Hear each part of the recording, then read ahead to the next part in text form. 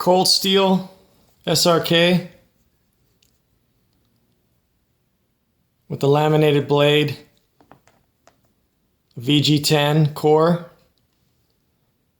You can see the line. San Mai, they call it. Cold Steel's trademark or copyright on that term. I don't know if the camera's going to pick it up, but you can also see in the here, you can see the sandwich line. You know, VG10 sandwiched between the two layers of stainless steel. Probably 420 that they use on the outside.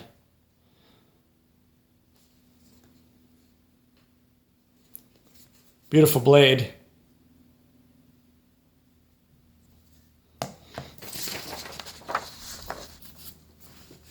Knife center 143. It looks like they have a map on this thing. Pretty much everybody besides Knife Ship Free, they had it for 134. And Amazon, for whatever reason, I don't know if it's their buying power or whatever, $95.69. That's where I got it. I had a credit because I bought a lot of supplies, you know, while we were on lockdown, so I built up like points. You know, it's a standard, pretty much the standard size is the regular SRKs, except it does have a hollow grind on it. I'm not going to talk too much about the Falk Nevens. I just wanted to show that, you know, the standard A1 is $199. I think the Pro is $399. You know, the F1 and the S1, they're in between. So the A1's a little bit bigger and has a thicker blade. I think it's 6.3 inches. And then the Forest knife is a little smaller in this. So, you know, I don't know who copied who. I tried to find online because they are very similar, you know, with the handles and everything. If Cold Steel was first or Falk Neven, maybe somebody can put in the comments and educate me on that. Somebody had to copy something because they look very similar to each other. You know, I've been a Cold Steel fan for a long time, so I gravitated towards the SRKs from the very beginning and learned about Falk Neven later. You know, I'm not going to argue with anybody. I did also do a bunch of research and tried to watch some videos on whose lamination, you know, what knife. They originally were doing the San Mai with the VG1 core. This is the original SRK with the VG1 that was made in Japan. And then I think the prices were getting up there, so everything's now made in Taiwan. They went to a VG10. So they're taking the Kray-ex steel, you know, and they're shipping to Taiwan. It looks like they're doing a pretty good job. From what I read online in the reviews, you know, people are actually liking this. I haven't had a chance to actually use one of these yet. I have every knife but this one. And my I was going to show the 3V in this video, but it's not at my house right now. So I'll do a video on that later with all of them. So what I did is I think the actual sheets, so you can see the older ones, they had this longer ricasso here. And then with the SR, you know, the 3V, this is the SK5 version. They got rid of that. You can see that. And I think that's been more of a welcome change. A lot of people didn't like that because it was wasted blade.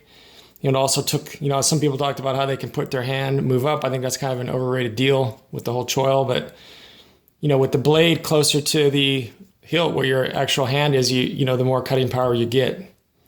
So as it moves away, you know, the leverage has changed. So I think having the longer blade and they got rid of the ricasso, they were actually listening to their, you know, their customers, their clientele. So what I was curious about was, did they change the mold on the sheath? So I have the 3 different sheaths here. I have the brand new one. I cut it out of the bag. I just put it back in. So this is the brand new one from the San Mai. This one is from the one I was using in the desert this last season, the SK5. Pretty good fit on this one, no rattle. And then this one is from the original VG10. I had 2 of them, so one's a user, and I kept this one just in the box. It's brand new. But they are identical. The sheets are the same. So this is from the original VG1. You know, so you could see that the newer one, they haven't changed that at all. I'm sure that would be expensive to change the mold. So if anybody was curious about that, the sheets do fit perfectly, you know, the new knives.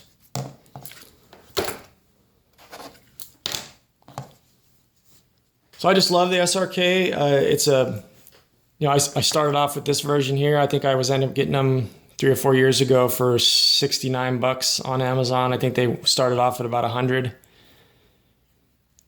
And the one I used was just bulletproof, never had any chipping issues. But I used it accordingly. I didn't try to split concrete with it.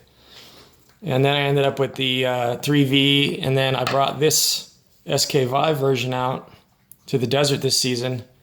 I used the rotary tool to scrape that off because my wife and I do mess around with starting fires in our buggy, when we go for long rides. So just for fun.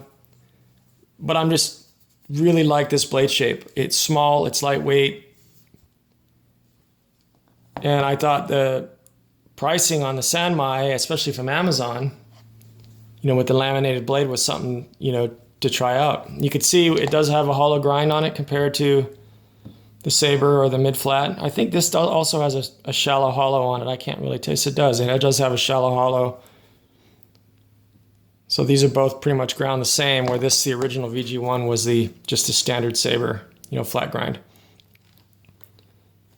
And I don't quite remember what the 3V was, if it actually had the hollow grind on it or not, but at 5mm thick, it's still strong enough. It's got a lot of metal on top of that edge.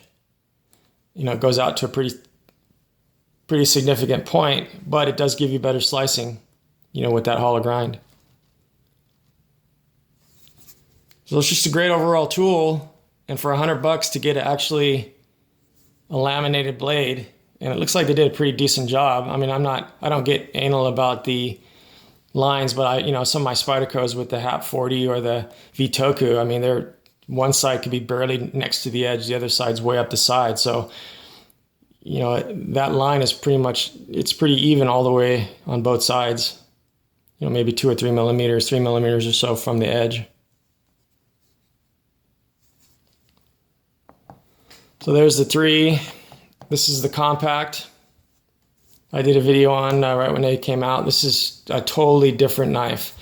I don't know if you would compare this to the Forest knife. I think the Forest knife's a little bit bigger than this, so this would fall in the range lower in between these two.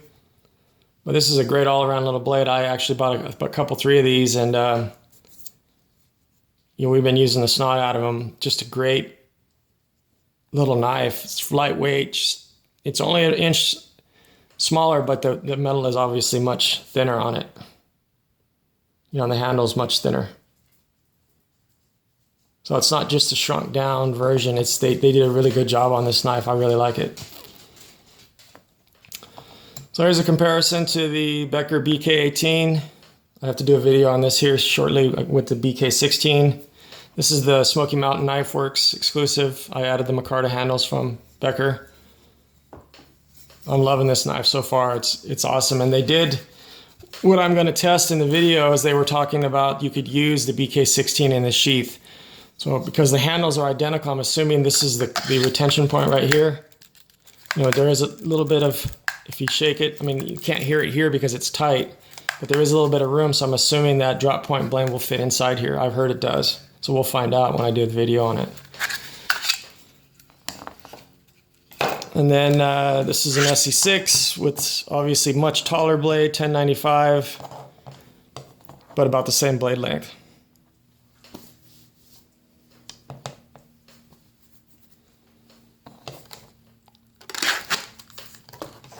So with cold steel, I know they have a lot of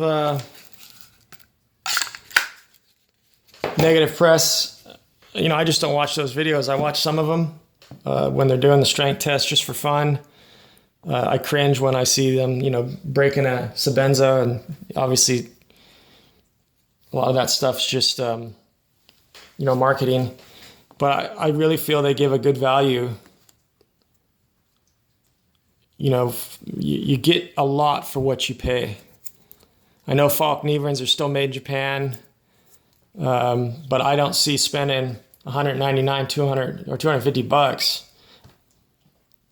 On an A1, I know it's a little thicker. I know it's 2 different knives, but this is close enough at $100 on Amazon. That's just, in my opinion, it's going to keep me from buying a Falk Kniven. So I'm sure I'll hear about it in the comments. I'd love to hear what you guys think about it if you have both. So the SRK San Mai, with the new VG10 core made in Taiwan. Everybody have a happy Father's Day.